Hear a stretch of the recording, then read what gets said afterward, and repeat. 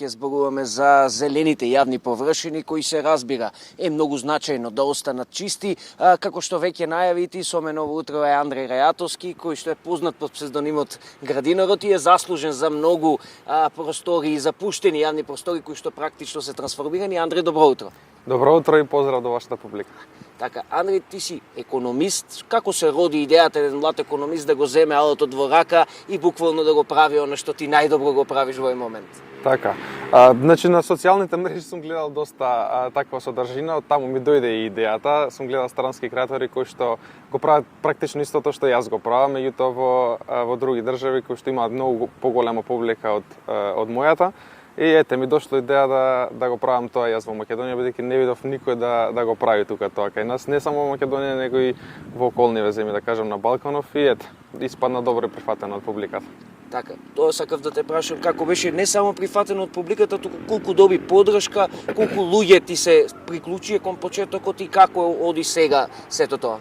Па на почетокот почнав сам нормално, како и тие луѓе што работат, меѓутоа од почетокот интересот беше голем да се приклучат и волонтери да помогнат во сета таа работа.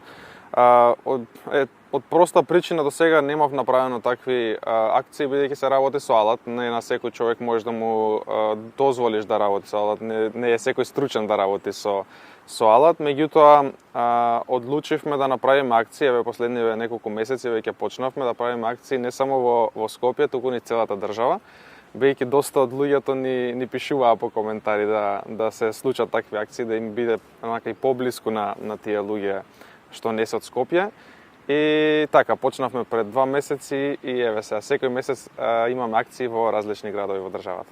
Така, кои се следните градови, кои се следните акции наредниот период? Така, значи почнавме пред 2 месеци, првата акција беше во Скопје, минатиот, односно овој месец во јули беше во Охрид, и следниве месеци ќе одлучиме кај ќе видат акциите во зависност од тоа кој град ќе има највеќе коментари, односно кај ќе има највеќе интерес да дојдат луѓе да помогнат. Така, веќе не си сам во овие акции, има и луѓе кои што се разбира се приклучуваат на сето тоа. Кои се најголемите предизвици кога ќе излезете на терен? Еве кажи ти дека е потребен алат, меѓутоа што е еве она како предизвик со што се соочуваш најчесто? Има многу предизвици, има доста од тие видеа што може да ги видите, има доста запуштени простори кај нас, меѓутоа мислам дека лесно се решава се што ќе се нафатам и нормално не се нафаќам на нешто што стварно не може човечка рака да го направи, кај што треба механизација. Така да генерално има предизвици, но еве добро се снаоѓаме сега за сега. Така, може ги на крај да упатиме еден повик, еве повеќе граѓани да се приклучат, зошто треба да го прават сето ова, еден апел да испратиме. Точно, на моите социјални мрежи, бидејќи одам на сите, на TikTok, Instagram, Facebook, да ме следат, ќе ги објавиме следните градови, следните локации, следните термини кои што ќе можат луѓето да се приклучат, бидејќи стварно многу ми пишуваат и по пораки и во коментари. Ова е прилика за секој еден од нив што сака да придонесе, да се приклучи. Следете го Градинарот на социјалните мрежи и ќе биде објавено каде се следните акции, па дефинитивно е битно, но на крајот денот ние живееме тука, ако ние не се грижиме за просторот кај што живееме, мислам дека нема. Мораме сами да си ја зачуваме средата. Дефинитивно.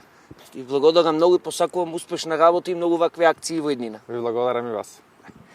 Со Андреј Рајатовски, познат под псевдонимот Градинарот, зборувавме во однос на неговите акции за трансформација на запуштените зелени јавни површини во Скопје, меѓутоа како што слушнавме, овие акции веќе се одвиваат и ширум градовите низ Македонија.